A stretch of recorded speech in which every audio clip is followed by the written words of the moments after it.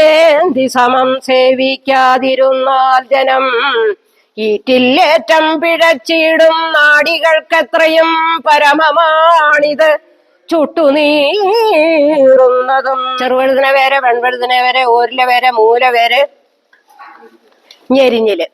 അപ്പൊ 9 പേരും ഒരു വിത്തും അടങ്ങിയതാണ് ദശമൂലം എന്ന് പറയുന്നത്. ഗോപികൻ നന്നാറി ചുക്കില്ലാതെ ഷടങ്കവും പിരിഫലം മറ്റേതും ചിറ്റേലവും തഥാ മരമരം മരമരം. എല്ലാവർക്കും നമസ്കാരം. സമയം വളരെ വൈകി, മണി 11 മണിയോട് അടുക്കുന്നു. ഇത് സുനീഷ് വൈദ്യർ, ഇത് കാനായി നാരായണൻ വൈദ്യൻ. ഞങ്ങളിപ്പോ ഒത്തുചേരുന്നത് കാമധേനു ഗോശാലയ്ക്ക് മുന്നിലാണ്. കാമധേനു ഗോശാല കേരളത്തിൽ കാസർഗോഡ് ജില്ലയിലെ ഉപ്പളയിലെ ശ്രീ നിത്യാനന്ദ യോഗാശ്രമത്തിലെ ഗോശാലയുടെ ഭാഗത്ത് കുറേ പേർ ഇവരെ നാളത്തെ ഒരു മഹാസദ്യയുടെ വിഭവങ്ങൾ ഒരുക്കിക്കൊണ്ടിരിക്കുകയാണ്. ആ സദ്യ എന്താന്നുള്ളതും നാളെ അത് കൃത്യമായിട്ട് നിങ്ങൾക്ക് ലൈവ് സംപ്രേഷണമുണ്ട്. കർക്കിടക മാസമാണ്. അപ്പം സുനീഷ് വൈദ്യൻ തന്നെ നമുക്ക് അതേക്കുറിച്ചുള്ള കൂടുതൽ കാര്യങ്ങൾ പറഞ്ഞു തരും. എന്തുകൊണ്ടാണ് ഇപ്പൊ ഈ രാത്രി ഈ നിത്യാനന്ദ യോഗാശ്രമത്തില് നിങ്ങൾ ഒത്തുകൂടാൻ കാര്യം, അതെല്ലാവരും ഒന്ന് അറിയട്ടെ. ഈ കർക്കിടക മാസത്തില് നമ്മള് ആരോഗ്യത്തിന്റെ പ്രാധാന്യം അതിപ്രധാനമാണ്. അത് പൊതുജനങ്ങളിലേക്ക് എത്തിക്കുവാൻ വേണ്ടിയിട്ട് ഈ നിത്യാനന്ദ യോഗാശ്രമത്തിലെ ഗുരുജി ശ്രീ പരമശ്രീ യോഗാനന്ദ സരസ്വാമികൾ മുൻകൈ എടുത്തുകൊണ്ട് നമ്മളെ നിത്യാനന്ദ ആയുർവേദ സംരക്ഷണ സമിതി ഇതിന് മുൻകൈ എടുത്തുകൊണ്ട് തന്നെ നമ്മൾ ഇറങ്ങി തിരിച്ചിരിക്കുകയാണ്. കർക്കിടകത്തിലെ സദ്യയും ഔഷധ കഞ്ഞിയും വളരെ പ്രധാനമായിട്ട് ജനങ്ങളെ എല്ലാ ദിവസവും ഉപയോഗിച്ചു കഴിഞ്ഞാൽ ശരീരത്തിലെ ആരോഗ്യം വീണ്ടെടുക്കുവാൻ അതിപ്രധാനമാണ്. അതുകൊണ്ടാണ് ഈ ദിവസത്തിന് കർക്കിടക മാസത്തിൽ ഒരു ദിവസമായി ആചരിക്കുന്നത്. അത് നിത്യവും എല്ലാവർക്കും നമ്മൾ ചുരുങ്ങിയ ചെലവിൽ നമ്മളെ വീട്ടിൽ തന്നെ തയ്യാറാക്കാൻ പറ്റുന്ന രീതിയിലുള്ള ഒരു ഔഷധ കഞ്ഞി കൊണ്ടും അതേപോലെ തന്നെ നമ്മുടെ ചുറ്റുപാടുകളിലുമുള്ള പാഴ്ചെടികൾ കൊണ്ട് നമുക്ക് വളരെ ചെലവ് ചുരുങ്ങിയ രീതിയിൽ വിഭവങ്ങൾ തയ്യാറാക്കി എടുക്കാനുള്ള നമുക്ക് ഒരു മാതൃകയായിട്ടാണ് ഈ ദിവസം ആയുർവേദ ഉത്സവമായി കൊണ്ടാടുന്നത്. കർക്കിടചര്യ മാസാചരണമായിട്ട് വിവിധ ക്ലാസ്സുകളും നടത്തുന്നുണ്ട്. ഇതിനെപ്പറ്റി അറിയുവാനുള്ള എല്ലാവർക്കും ഇതിൻ്റെ പ്രാധാന്യം മനസ്സിലാക്കി കൊടുക്കുകയും അത് വളരെ വ്യക്തമായിട്ട് അതിൻ്റെ കാര്യങ്ങളെക്കുറിച്ച് മനസ്സിലാക്കി അത് തയ്യാറാക്കേണ്ട വിധവും പറഞ്ഞു കൊടുക്കുന്നുണ്ട്. ഇതാണ് ഇന്നിപ്പോ ഡോക്ടർ നിങ്ങളോട് സംസാരിക്കുന്നത്. ഞാനിപ്പോ പറഞ്ഞ പോലെ രാത്രി 11 മണി 2-ാം തീയതിയാണ്. നാളെ പുലർച്ചെ മുതൽ ഔഷധ സസ്യങ്ങളുടെ വലിയൊരു ജ്ഞാനം നേടുന്നതിനുള്ള ക്ലാസ് അല്ലേ? അതെ. ആ ക്ലാസ് ആണ് ആദ്യം. അതിനുശേഷം ഇവിടെ വലിയൊരു സഭയുണ്ട്. സ്വാമിയുടെ നേതൃത്വത്തിലുള്ള ഒരുപാട് പ്രമുഖ വ്യക്തിത്വങ്ങൾ വരുന്നുണ്ട്. ആയുർവേദവുമായി ബന്ധപ്പെട്ടവരെ ആദരിക്കുന്നുണ്ട്. അതായത് ആയുർവേദത്തെ ഉയർത്തിക്കൊണ്ടുവരുന്നതിന് നമ്മുടെ നാടിന് വേണ്ടിയിട്ട് സേവനം അനുഷ്ഠിച്ചവർക്ക് അവരുടെ ആദരവ് അർപ്പിക്കുന്നുണ്ട്. അതിനുശേഷമാണ് ഇവിടെ ഇന്നിപ്പം അതിന്റെ പണികളാണ് നമുക്ക് പിന്നിൽ കാണാം. ഓരോ വിഭവങ്ങളും നമ്മൾ കഞ്ഞി തയ്യാറാക്കുന്നത് രാവിലെയാണ്. പിന്നെ ഇദ്ദേഹം പറഞ്ഞതുപോലെ എന്തുകൊണ്ടാണ് ഈ ഉപ്പളയിലെ നിത്യാനന്ദ യോഗാശ്രമത്തിൽ ഒത്തുകൂടാൻ കാരണം? സ്വാമി എന്താണ് നൽകുന്ന കരുതൽ? സ്വാമി ജനങ്ങളുടെ ആരോഗ്യത്തിന് പ്രധാനമായിട്ട് മുൻകൈ എടുക്കുന്ന, അതായത് നമ്മളെ കീടനാശിനികളൊന്നുമില്ലാതെ ഈ മർമ്മപ്രധാനമായിട്ട് ആരോഗ്യം നിലനിർത്തുവാൻ വേണ്ടി ജനങ്ങൾക്കൊരു സന്ദേശമാണ് ഈ ദിവസം നൽകിക്കൊണ്ടിരിക്കുന്നത്. അതിനേക്കാൾ നമുക്ക് ആയുർവേദം ആണെങ്കിൽ തന്നെ ആദ്യം സംരക്ഷിക്കേണ്ടത് നിങ്ങളെയല്ലേ? അപ്പൊ നിങ്ങളിലേക്ക് എങ്ങനെയാണ് സ്വാമി വന്നത്? നമ്മളിലേക്ക് വൈദ്യ സമൂഹത്തെ മുഴുവൻ നിങ്ങളുടെ മുഴുവൻ രക്ഷാധികാരിയായിട്ട് എങ്ങനെയാണ് സ്വാമി എത്തുന്നത്? അത് ഈ ആശ്രമത്തില് ഒരു ബൃഹത്ത് ഗായത്രി യജ്ഞം നടത്തുകയുണ്ടായി. അതിഭയങ്കരമായ ഒരു യജ്ഞമായിരുന്നു അത്. അവസ്മാരത്തിനുള്ള ഒരു നെയ്യ് തയ്യാറാക്കി യജ്ഞശാലയിൽ തയ്യാറാക്കി ഈ ആശ്രമത്തിന് വൈദ്യന്മാർ ഒത്തുചേർന്ന് നടത്തുകയും അതേപോലെ തന്നെ നമ്മളെ യോഗിമാരും വന്ന് എല്ലാം ഒത്തുചേർന്ന് തയ്യാറാക്കിയ ആ നെയ്യ് എത്രയോ ആൾക്കാർക്ക് ഉപകാരപ്പെട്ട് അതിനുശേഷമാണ് ഈ ആശ്രമത്തിൽ കൂടുതൽ ആയുർവേദത്തിനെ സംരക്ഷിക്കുകയും ഔഷധത്തോട്ടങ്ങളും ഔഷധ സസ്യങ്ങളും വെച്ചു പിടിപ്പിക്കുവാനും ഈ സ്വാമിജിയുടെ നേതൃത്വത്തിൽ തയ്യാറാവുകയും അതുപോലെ തന്നെ നിത്യാനന്ദ ആയുർവേദ സംരക്ഷണ സമിതി ഈ ആശ്രമത്തിൽ നടത്തുന്നത് പോരാണ്ട് പല ജില്ലകളിലുമായിട്ട് ഇത്തരം വിവിധ പരിപാടികൾ നടത്തിക്കൊണ്ടിരിക്കുന്നു. നിത്യാനന്ദ ആയുർവേദ സംരക്ഷണ സമിതി. വൈദ്യന്മാർ അതിന്റെ ഭാഗമായിട്ട് നമ്മുടെ കൂടെ ഉണ്ട്. വൈദ്യന്മാരെന്നല്ല, ഇത് ആയുർവേദത്തെ ഇഷ്ടപ്പെടുന്നവരെ കോർത്തിണക്കുന്ന ഒരു സംഘടനയാണ്. വൈദ്യന്മാരും ഉണ്ട്, ഡോക്ടർമാരും ഉണ്ട്. ഇതിനെ ഇഷ്ടപ്പെടുന്ന എത്രയോ ആൾക്കാരുകളാണ് ഇതിനെ നമ്മുടെ ആയുർവേദത്തെ സംരക്ഷിക്കുവാൻ വേണ്ടിയിട്ട് മുന്നിട്ട് ഇറങ്ങിയിട്ടുള്ളത്. ഇന്നിപ്പോ ഇവിടെ നടക്കുന്നത് നമ്മുടെ കൂട്ടുകറികൾ തയ്യാറാക്കുന്നതിനുള്ള വിഭവങ്ങൾ അരിഞ്ഞെടുക്കുകയും അതിന്റെ ബാക്കി ക്രിയകളൊക്കെയാണ്. കഞ്ഞി ഉണ്ടാക്കുന്നത് പ്രഭാതത്തിലാണ്. അത് കാനായി നാരായണൻ വൈദ്യൻ, ഇദ്ദേഹമാണ് കഞ്ഞി തയ്യാറാക്കുന്നത്. അപ്പം എന്താണ് അതുമായി ബന്ധപ്പെട്ട കാര്യങ്ങളെന്ന് പറയും. അതായത് നവര അരി ചേർത്തിട്ട് കഞ്ഞി തയ്യാറാക്കുന്നത്. നവര അരിയും നവധാന്യങ്ങളും അതുപോലെ തന്നെ ഈ ഉലുവ, അജാളി, നവധാന്യങ്ങൾ കൂടാണ്ട് ദശപുഷ്പങ്ങൾ ഇടിച്ച് നീരടക്കം ചേർത്തുകൊണ്ട് ഉലുവ, അജാളി അടക്കം ചേർത്തുകൊണ്ടാണ് ഈ കഞ്ഞി തയ്യാറാക്കുന്നത്.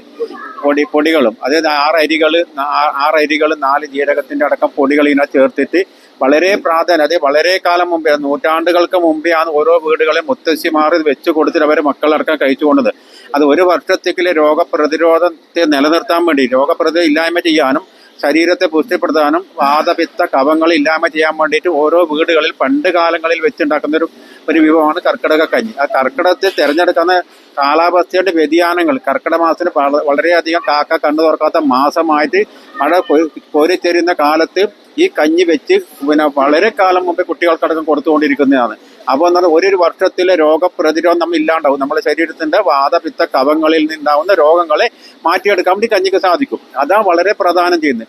അപ്പോൾ നവര അരിയുടെ ഔഷധ ഗുണവും നവധാന്യങ്ങളുടെ ഔഷധ ഗുണവും അതുപോലെ തന്നെ ദശപുഷ്പങ്ങൾ 10 പുഷ്പം, കറുക, കയ്യണ്ണി, മുക്കൂറ്റ്, തിരുതാളി, പൂവൻകുറുതല മുതലായ സസ്യങ്ങളിനകത്ത് ഇടിച്ചു പെന്നരുത്.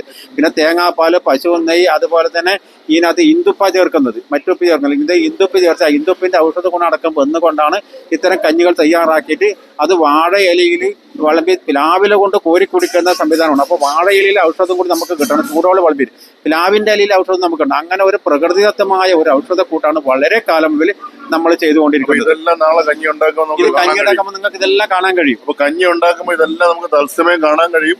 അപ്പൊ ഞാൻ ഇദ്ദേഹത്തോട് ഓരോന്നും ചെയ്യുമ്പോൾ അത് സംസാരിച്ച് തന്നെ ചെയ്യണമെന്ന് പറഞ്ഞിട്ടുണ്ട്. പിന്നെ എന്തൊക്കെ അംഗീകാരങ്ങൾ നേടിയിട്ടുണ്ട്? 2000 ഒരുപാട് അംഗീകാരം കിട്ടിയിട്ടുണ്ട്. 2016 പോക്കുലർ അവാർഡ്, 2014 വനമിത്ര അവാർഡ്, പോക്കുലർ അവാർഡ്. ഇപ്പൊ നമ്മൾ നിർമ്മലാനന്ദഗിരി സ്വാമിന്റെ മഹാരാജ പുരസ്കാരത്തിന് ഒരു 1 ലക്ഷം ഉറുപ്പിന്റെ ഒരു അവാർഡ് ഇപ്പം പ്രഖ്യാപിച്ചു. അത് ഈ ആഗസ്റ്റ് 24 തരാൻ വേണ്ടിയിട്ട് പ്രഖ്യാപിച്ചിട്ടുണ്ട്. അങ്ങനെ ജനകീയമായ ഒരു ബന്ധത്തിലൂടെ ഇങ്ങനെ പോയിക്കൊണ്ടിരിക്കുന്നത്. ഇതിപ്പം ഈ കർക്കിടക മാസം എത്രയോ സ്കൂളുകളിൽ കർക്കിടക കഞ്ഞി വെച്ച് കൊടുക്കുന്നുണ്ട്. എൻ്റെ നാട്ടിൽ ഒരു സ്കൂൾ ഞാൻ 10-12 കൊല്ലം സെൻറ്റർ ഫ്രീ ആയിട്ട് കൊടുക്കുന്നു. ഒരു സ്കൂൾ ഫ്രീ ആയിട്ട് കഞ്ഞി കൊടുക്കുന്നുണ്ട്. ഇപ്പം അതുപോലെ തന്നെ ഓരോ സ്ഥലങ്ങളിൽ കഞ്ഞി കൊടുത്തുകൊണ്ടിരിക്കും വരുന്നുണ്ട്. പല സൗജന്യമായിട്ട് കൊടുക്കുന്ന സ്ഥലമുണ്ട്, അല്ല കുട്ടികൾ ക്ലബ്ബുകൾ കൊടുക്കുന്നുണ്ട്. ഒരുപാട് ആരാധനകൾ ഈ പിന്നെ കാഞ്ഞങ്ങാട് നിത്യാനന്ദ ആശ്രമത്തിലും ഇവിടെ ആശ്രമത്തിലും ഒക്കെ ഞാൻ കഞ്ഞി തയ്യാറാക്കി കൊടുക്കുന്നുണ്ട്. പക്ഷെ അതെല്ലാം നമ്മൾ ഒരു ലാഭക്ഷയില്ലാതെ നമ്മൾ രാവും പകലും പണിയെടുത്ത് ഇവിടെ കൊണ്ട് ചെയ്യുന്നു കൊടുക്കുന്നുണ്ട്. അപ്പൊ കണ്ടല്ലോ, കർക്കിടക കഞ്ഞി ഉണ്ടാക്കുന്ന കേരളത്തിലെ ഏറ്റവും മുന്തിയ ഷെഫാണ് ഇപ്പൊ ആശ്രമത്തിൽ നമ്മുടെ ഒപ്പം ഉണ്ടായിരിക്കുന്നത്, അല്ലേ? അപ്പൊ നാളെ പ്രഭാതത്തിലാണ് കൂടുതൽ കാഴ്ചകൾ. ഇന്നിപ്പോ ഒരു ചെറിയ കാഴ്ച നിങ്ങളിലേക്ക് എത്തിയത്. ഇതെല്ലാം നടക്കുമ്പോ ഉണ്ടല്ലോ, സ്വാമി ഇവിടെ വന്നിരുന്നു എന്നുള്ളതാണ്. പാടി ചേച്ചിയുടെ പേരെന്തോ? ലീല വൈദ്യ. ലീല വൈദ്യ എന്ന് പറഞ്ഞ നിലമ്പൂരിൽ നിന്ന് വന്നൊരു ചേച്ചി. ഇവരിവിടെ പച്ചമരുന്ന് ആ ഇല ഇങ്ങനെ കട്ട് ചെയ്തെടുക്കുന്ന സമയത്ത് സ്വാമി സൈലന്റ് ആയിട്ട് അവിടെ വന്നു. കുറച്ചു നേരം അവരവിടെ കൂടി. അദ്ദേഹം അതെല്ലാം വീക്ഷിച്ച് കണ്ടുപോയി. സ്വാമിക്ക് ചെറിയൊരു തണുപ്പടിച്ചതിന്റെ ചുമയുണ്ട്. അപ്പം എല്ലാം കണ്ടിട്ട് സ്വാമി പോയി. അപ്പൊ ആ ചേച്ചിയുടെ പാട്ടും കൂടി നിങ്ങൾക്ക് ഇപ്പൊ കേൾപ്പിക്കും. വലിയ നാടിക്കഷായം ചൊല്ലുന്ന ലീല വൈദ്യ, നിലമ്പൂർ. പത്തിനിവേരരിയാറ് ചുണ്ടചരളം മുക്കായി മാംസരീ ശുഭവ കടുത്രയം ഫലമകിൽ പത്മംബല ഗോപികം ചുക്കില്ലാതെ ഷടങ്കവും പിരിഫലം മറ്റേതും ചിറ്റേലവും തഥാ മരമരം നാലാന പുല്ലുമാം നാഗം ജോനകം ചുവന്ന ഹിമവും ചെമ്പിച്ചരത്താവച രാവും മല്ലിലവങ്കത്തൊടു തഴുതാമയും തഥാ പൂളയും വാശാദർഭദ്വയം നല്ലോരമയും കുശയും തഥാ ഗോതമ്പം ലന്തതൻ ബീജ ഉലുവാച ചതകുപ്പയും മാഷവും മുൽകവും പിന്നെ കഥകം ഭൂമിതാലവും ജാതി ഫലം ഗ്രാമ്പൂവും കുലസ്ഥാ പശുമാശിയും അശ്വഗന്ധച്ചകിരിയാത്ത പ്രായന്തിലും ചുനന്തതാ കാർപ്പാസങ്കീടമാരീജനിയും കാരള്ളുമുള്ളിയും കാട്ടിലെ മരീകത്തൊടു കാട്ടുതിപ്പലിയും കൊട്ടവും വെഷ്ടിയും ലോദ്രമർദ്ദിക്ക ഖതിരമശവർദ്ധനം വിദ്വാരി സൂപ്യപർണൗച മാഷചർണോഷശീതവും ദ്രാക്ഷാതാർദാവലും പിന്നെ തൂവാ പാഠാപാർവള്ളിയും ഏന്തി സമം സേവിക്കാതിരുന്നാൽ ജനം ഈറ്റില്ലേറ്റം പിഴച്ചിടും നാടികൾക്കെത്രയും പരമമാണിത് ചുട്ടുനീറുന്നതും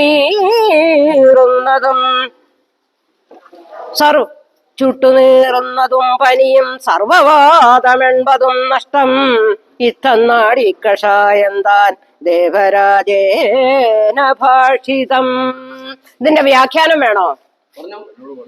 10 പേര് 10 പേര് കുമ്പിളുകൂളം പാതിരി വയ്യാഴാന്തല് മുഞ്ഞ വലിയ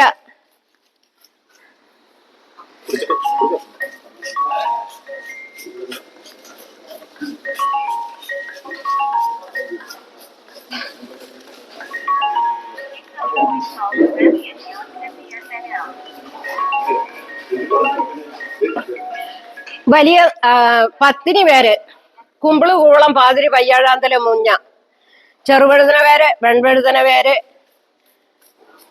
ചെറുവഴുതന പേര് വെൺവഴുതന പേര് ഓരിലെ പേര് മൂല പേര് ഞെരിഞ്ഞില്.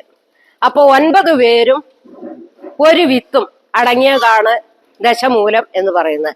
10 പേര് അരിയാറ് 6 അരികള് കൊത്തമ്പാല അരി, ചെറുപ്പുന്ന അരി, കാർഗോലരി, ഏലത്തരി, വിഴാലരി, ചെറുപ്പുന്നേരി പറഞ്ഞു. ആർക്കെങ്കിലും പറയാ? കാർഗോലരി. 10 പേരരിയാറ് ചുണ്ട ചരളം. ചരളം എന്ന് പറഞ്ഞാൽ ഒരു തരം മുള്ളില്ലാത്ത വേങ്ങ. മുള്ള് ഉള്ള വേങ്ങയുണ്ട്, മുള്ളില്ലാത്ത വേങ്ങയുണ്ട്. ചുണ്ടചരളം. മുക്കായ്മാം 3 കായ. നെല്ലിക്ക, താന്നിക്ക, കടുക്ക. മുക്കായ്മാം സരീശുഭവം. സരീശുഭവം തക്കോലം. സരീശുഭവം കടുത്രയം. വീണ്ടും ഒരു റിപ്പീറ്റേഷൻ ആണ് കടുത്രയം. ചുക്കമുളക്, ജാതിക്ക, ജാതിപത്രി, ഗ്രാമ്പു. കടുത്രയം ചുക്കമുളക്, തിപ്പരി. ചുക്കില്ലാതെ ഷഡംഗവും. ചുക്ക് കൂടാതെ ചുക്ക് ഒരിക്കൽ പറഞ്ഞിട്ടുള്ള ഷഡംഗം. ഖനചന്ദന ശുണ്ട്യാമ്പൂ പർപ്പടോ ക്ഷീരസാധിതം ശീതം തേപ്യോഹിതം തോയം പാചനന്തർജരാപഹം. അല്ലേ? അതിനകത്ത് ഖനം മുത്തങ്ങാക്കിഴങ്ങ്, ചുണ്ടി ചുക്ക്, അമ്പു ഇരുവേലി, ഖനചന്ദന ശുണ്ട്യാമ്പൂ, പർപ്പടപുല്ല്, ഉശിരൻ രാമച്ചം. അങ്ങനെ 10 പേരരിയാറ് ചുണ്ടചരളം മുക്കായ്മാം സരീശുഭോ കടുത്രയം ഫലമകിൽ പത്മംബല ഗോപികം. ഗോപികം നന്നാറി. ചുക്കില്ലാതെ ഷഡംഗവും ഭിരിഫലം മറ്റേതും ചിറ്റേലവും തഥാ മരമരം അത്തി ഇത്തി അരയാല പേരാല്. മരമരം 4 ആനപ്പുല്ലുമാം. 4 ആനപ്പുല്ലെന്ന് പറഞ്ഞാൽ 4 മുഖപ്പുല്ല്. 4 ആനപ്പുല്ലുമാം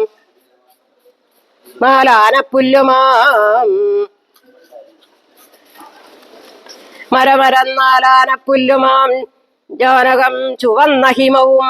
ചുവന്ന ഹിമം രക്തചന്ദനം. ചുവന്ന ഹിമവും ചെമ്പിച്ചരത്താവച. ചെമ്പിച്ചരത്ത ചുവന്നരത്ത. ചെമ്പിച്ചരത്താവച. രാവും നല്ലിലവങ്കത്തൊടു. രാവെന്ന് പറഞ്ഞാൽ മഞ്ഞള്. രാവും നല്ലിലവങ്കം. ഇലവങ്കത്തൊലി. ഇലവങ്കത്തോട് തഴുതാമയും തഥാ പൂളയും. പൂള ചെറുപൂള. പൂളയും വാശ ആടലോടകം. ഊളയും ഭാഷ ദർഭദ്വയം ദർഭദ്വയം രണ്ട് പിന്നെ ആറ്റു ദർഭയും ദർഭദ്വയം രണ്ടെണ്ണം ദർഭദ്വയം നല്ലോരമയും കുശയും തഥ അമയെന്നും കുശയെന്നും പേരുള്ള രണ്ട് പുല്ലുകള് അമയും കുശയും തര ഗോതമ്പം ലന്തതൻ ബീജ ലന്തക്കുരു ഗോതമ്പം പിന്നെ ലന്തതൻ ബീജ ബീജം എന്ന് പറഞ്ഞാൽ അതിന്റെ കുരു അപ്പൊ ലന്തക്കുരു ബീജത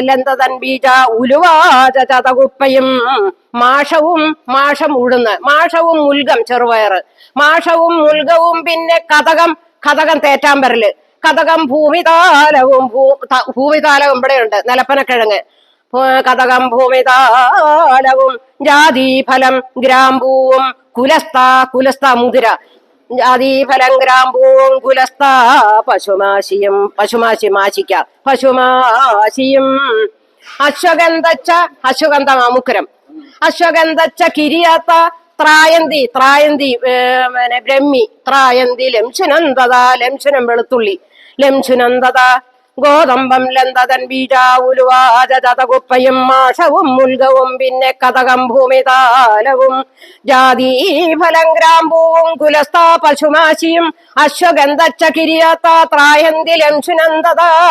കാർപ്പാസങ്കീടമാരീജനിയും പരുത്തിക്കുരു കീടമാരീജനി കാട്ട് കുരുമുളക് മാരീജൻ എന്ന് പറയുമ്പോ കാട്ടുകുരുമുളക് അല്ലേ